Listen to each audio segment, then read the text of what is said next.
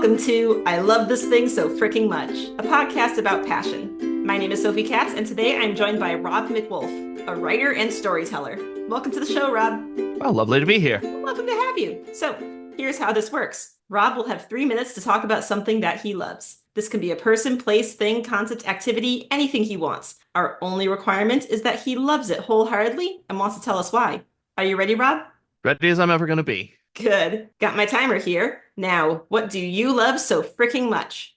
I love the furry community. First off, when people talk about furries, they usually assume you're talking about fursuits, and I'm not. I don't have one. I've got no intention of ever wearing one. There's nothing wrong with fursuits, but expecting them to be all there is to the furry community is like expecting drag to be all there is to the LGBTQ plus community. So I love how furry is a lifelong exercise in self-redefinition. Self-definition matters so much. There's not a single queer right that isn't founded on the right to self-definition. It is also the very first thing you do as a furry. In the same way, if you say, this is who I love, this is who I am, and nobody else has the right to say, no, you're not. Furry is a community where you can say, I'm a horse, or I'm a tiger, or I'm a pangolin, and nobody gets to say, no, you're not. The next thing is, we make so much art. And that's the most important thing anyone can do. There's a whole metaphysics of ontology that I've far too long to get into. But human beings, by art and storytelling, are the universe's meaning generation organ. So it's the most important thing anyone can do. And furries, we do it almost nonstop. I've seen the take that people shouldn't say furry fandom, but furry community, because all the things we're fans of are produced internally. In the face of things like Zootopia or Beastars or Star Fox, I don't know if that's entirely true, but it is partially true. At some point during the pandemic, I made the not entirely cool-headed decision that I wasn't going to get invested anymore in any media not made by someone I personally know, and I found the furry community produces more than enough to make that possible. Which is because we support artists, which is the next thing. I don't like the phrase suspiciously wealthy furry because it A, implies there's something sinister going on in ways that smack of queerphobic conspiracy theory, and B, paves over the unfortunate fact that a lot of us have lived and are living in grinding poverty, but I can see why people say it. We prioritize art, which means we support each other. To be perfectly frank, I've just had the most difficult year of my adult life. And if it weren't for the support I got from people, many of them complete strangers in the furry community, I might be unhoused right now. I have never heard of a community that comes together for each other like furries do. I've lost count of how many things this is, but probably last thing is how queer and sex positive we are. I don't think you can find any other nerd culture adjacent community that's over 80% LGBTQ plus out there. And keep that in mind the next time someone says they don't like furries, because usually that's just queerphobia wearing a different hat. It goes back to the point about self-definition. Go ahead and finish your thought. You can't grow up queer without doing a certain amount of self-definition work, and furry as a community is built on that, and so it has been a natural gravitation point for queer people from the beginning. That's great. Thank you for telling us about the furry community today. Quite welcome. So how did you first learn about the furry community? I grew up extremely sheltered, homeschooled, conservative family. Officially, I was not permitted to know that queer people existed. Mm-hmm. And I only accidentally found my way into learning about my own identity by hanging out on a Star Fox fan forum where I met my now husband. And obviously, a lot of the people there were members of the furry community because it was a Star Fox fan forum. So I got to know them before I even knew that there was this community that they belonged to. But from there, it snowballed. It sounds like you found the furry community through a community that overlapped with people who are interested in identifying with animals and the community of people who identify with a specific fictional animal, Star Fox, as fans. There's a lot of overlap there. That's a very common joke I've seen in the community where people will post a picture and say, like, this man turned me into a furry. And you can actually kind of track generational cohort via it sometimes. For my age, Star Fox. You go a little older than me, and it's Disney's Robin Hood. You go younger than me, and it's what's his name from Beastars. And you've also mentioned Zootopia, which also features a fox. Yeah, Zootopia, maybe somewhere in between is Biker Mice from Mars. There's all sorts of pop culture on-ramps that, if you follow them far enough and hard enough, will take you completely out of pop culture and into the internally supporting culture that I'm talking about. Why do you think that is that these pop culture options, which presumably, I might be wrong, don't have a connection to the furry community? How is there a connection then to this community? I think it's not that there's no connection, but that the connection is not immediately apparent. Like, you look back in queer history to times like the Hays Code, when queer actors, directors, filmmakers would put in queer representation with plausible deniability. And I think a similar thing is happening. It's another common joke I've seen to post images of, say, the wolf form of the Grim Reaper from that latest Puss in Boots movie, and say, at least one animator definitely has a Fur Affinity account. Because as a community, we're so invested in being artists. Our work as artists shows up in the mainstream. Talent will go where it's supported. It will gravitate to the communities that support it, that mutually encourage it. And once it grows there, all the parts of the regular world that need talent, whether they know they're going there for it or not, will go there for it.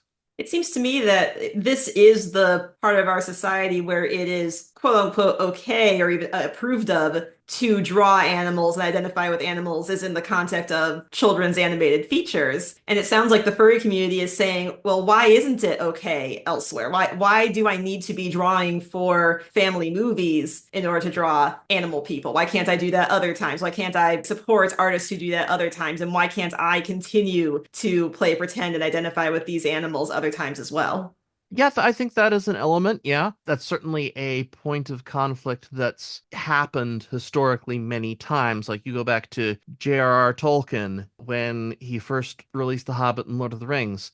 He had to have that argument with the literary world of his day over whether it was all okay to have fairy tales but for grown-ups. Within our lifetimes, there was the argument about whether it was okay to have comic books but for grown-ups.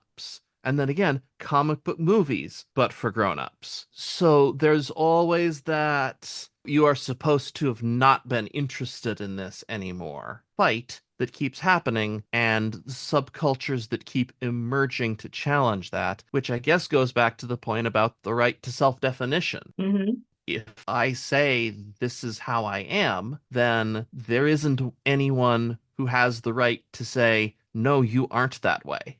If it's not too personal of me to ask, could you talk a little more about that process of self-definition?